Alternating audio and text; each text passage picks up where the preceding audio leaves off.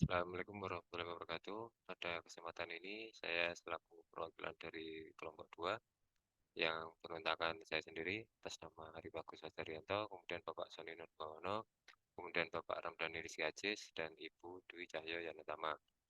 Kami akan mengerjakan tugas untuk mata kuliah metode riset MSDM terkait tentang faktor analisis.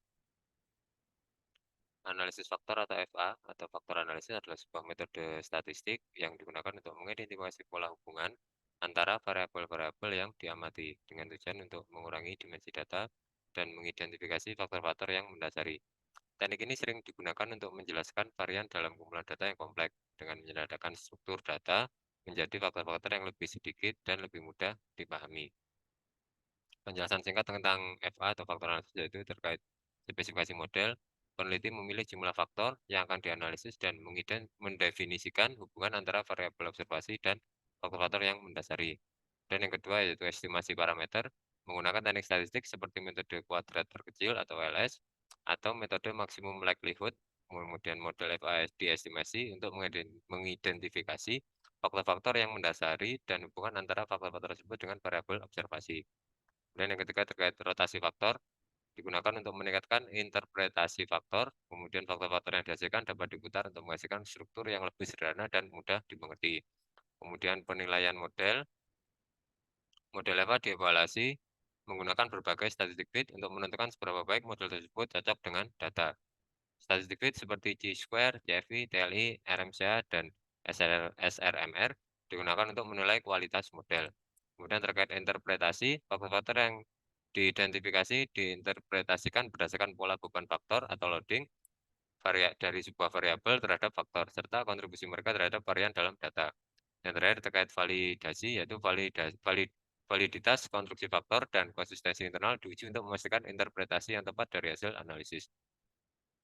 Analisis faktor sendiri terdiri dari dua metode yang sering digunakan, yaitu metode CFA dan metode EVA.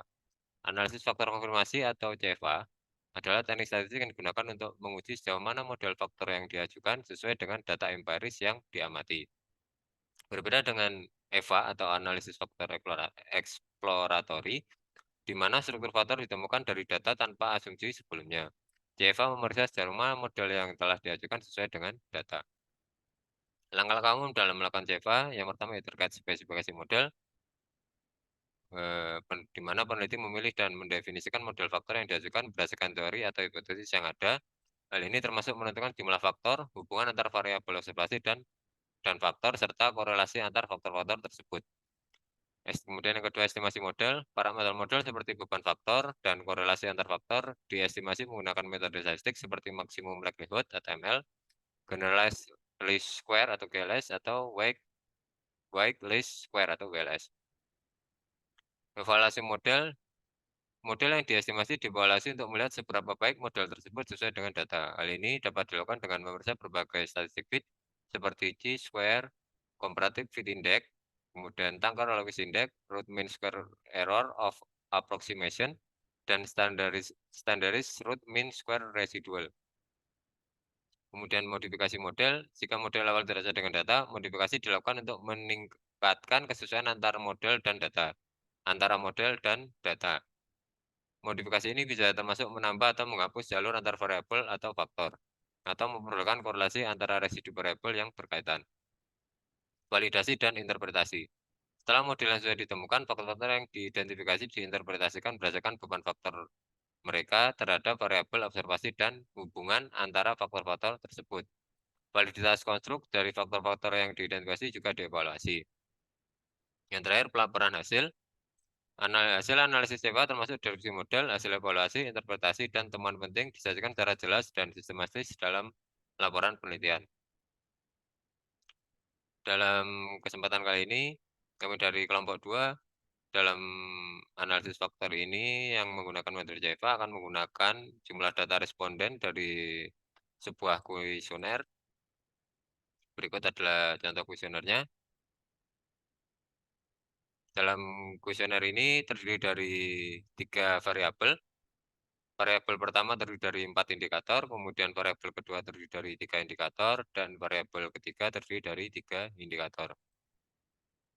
Langkah awal yaitu kita masukkan data kuesioner dalam yang sudah direkap dalam sebuah data Excel. Datanya seperti ini, kita copy terlebih dahulu.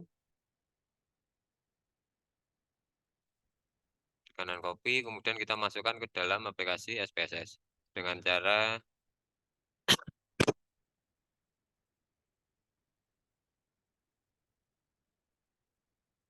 bentar, ini saya close terlebih dahulu file new.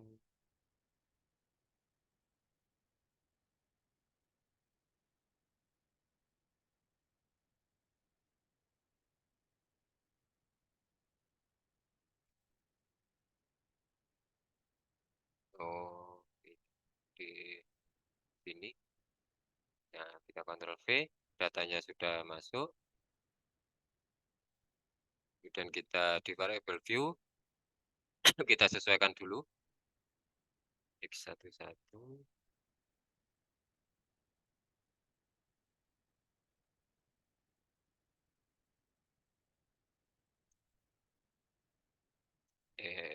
Karena X1 dari 4 indikator, sudah kita sesuaikan. Kemudian kita lanjut ke variable kedua.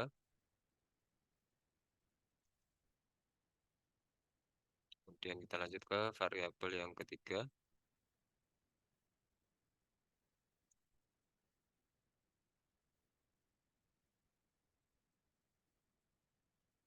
Untuk desimal, karena kita tidak memerlukan angka di belakang koma, maka angka 2 kita ganti dengan 0.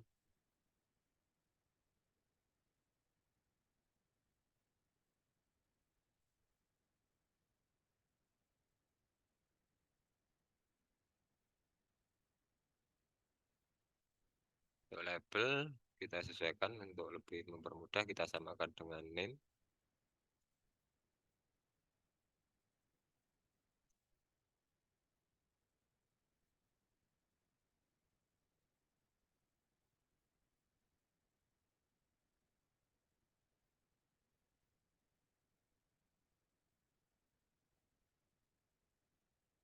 Jika sudah kita sesuaikan, kita kembali ke data view.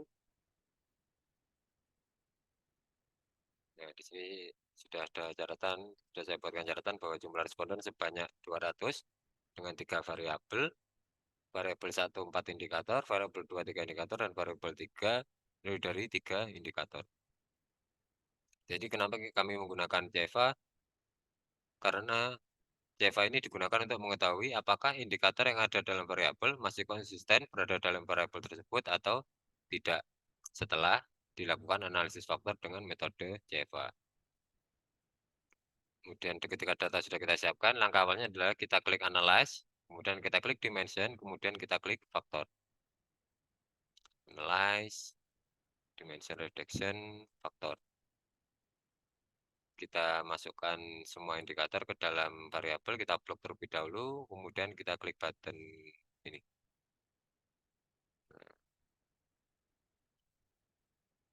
Langkah selanjutnya yaitu pada description, kita beri centang pada anti-make dan KMO.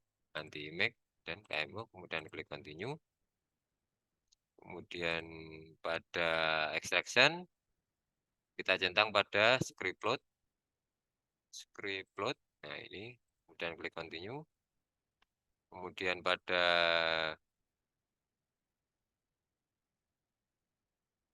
rotation, kita klik pada varimax. Nah, di sini rotation, kemudian klik varimax.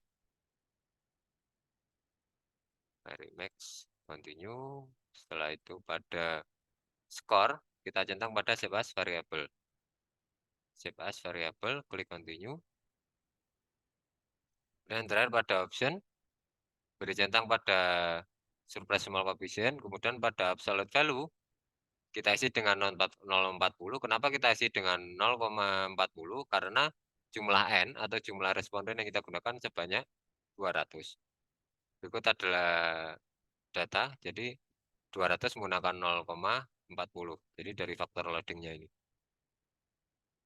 Option, surprise, kemudian ini kita isi dengan 0,40. Setelah itu klik continue. Kalau sudah, kita klik OK.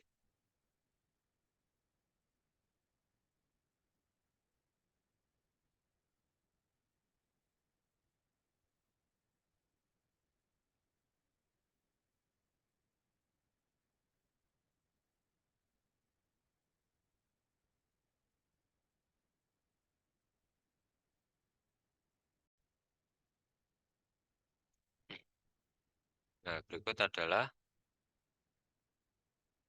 proses dari faktor analisis dengan metode CFA atau confirmatory faktor analisis.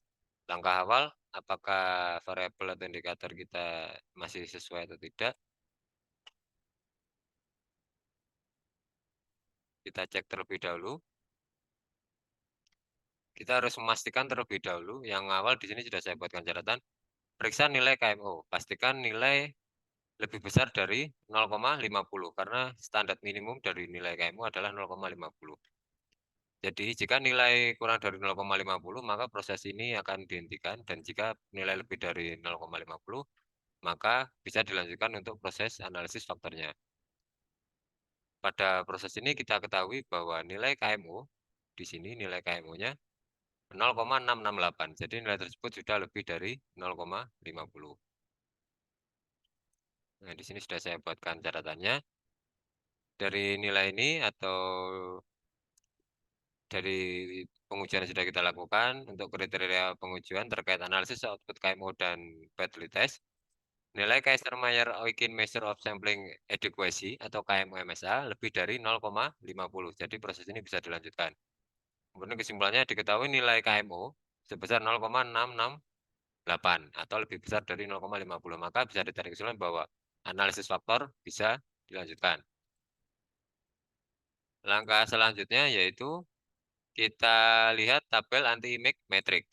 Nah, ini tabel image metrik. Kita cukup fokus ke dalam ini, anti-image metrik. Kita lihat data dengan simbol pangkat A. Ini datanya ini sesuai dengan saya tunjukkan dengan kursor mouse. Nah, kalau di sini sudah saya siapkan. Ini sudah saya kasih tanda merah untuk datanya. Nah, ini adalah hasil rekapitulasinya. X1-nya yaitu 0,676, X11-nya 0,676, X12-nya 0,650, X13-nya 0,723, X14-nya 0,635, X21-nya 0,682, X22-nya 0,641, X23-nya 0,667, Y11 0,643, Y12 0,684, kemudian Y13-nya 0,682. Dari data anti correlation ini kita ketahui bahwa semua data itu melebihi angka 0,50. Karena nilai acuan kita untuk ini adalah 0,50. Maka dapat ditarik sebuah kesimpulan bahwa untuk kriteria pengujian nilai anti correlation lebih dari 0,50. Maka kita dapat berkesimpulan bahwa asumsi measure of sampling adequacy atau SMA telah terpenuhi. Kemudian kesimpulannya diketahui bahwa nilai-nilai MSA masing-masing indikator di atas 0,50. Sehingga telah memenuhi kriteria dari MSA dan dapat dianalisis lebih lanjut tanpa menghilangkan faktor atau indikator yang digunakan. Setelah KMO, kemudian nanti magnetic, langkah selanjutnya yaitu kita menuju ke tabel komunalitis.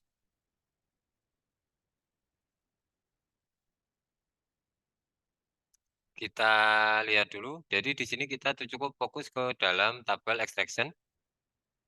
Kita lihat dan pastikan bahwa data yang keluar itu nilainya lebih besar dari 0,50. Di sini dapat kita lihat bahwa data yang ada itu semuanya berada di atas nilai 0,50.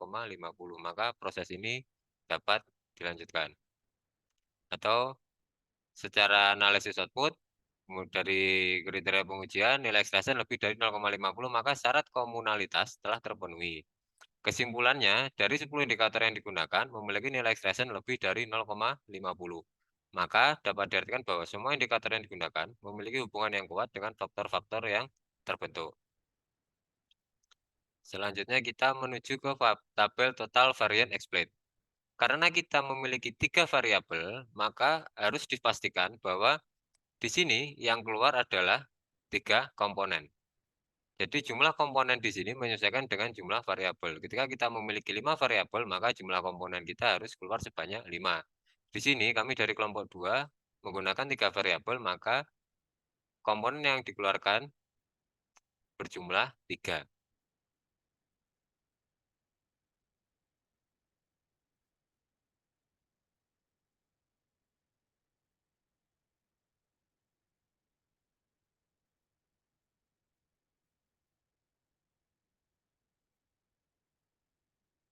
Ini total variance explain, tabel total variance explain karena kita menggunakan analisis faktor metode CFA dengan jumlah variabel sebanyak 3, maka harus dibacakan pada tabel variance explain terbentuk 3 komponen. Selanjutnya kita menuju ke tabel rotate komponen metrik. Nah, ini tabel rotate komponen metrik. Tabel ini pastikan semua indikator itu berada dalam satu garis lurus. Jadi untuk X1 ini terdapat pada kolom 1, X2 terdapat pada kolom 2, dan X3, Y1, variabel Y terdapat pada kolom 3. Penjelasannya adalah sebagai berikut.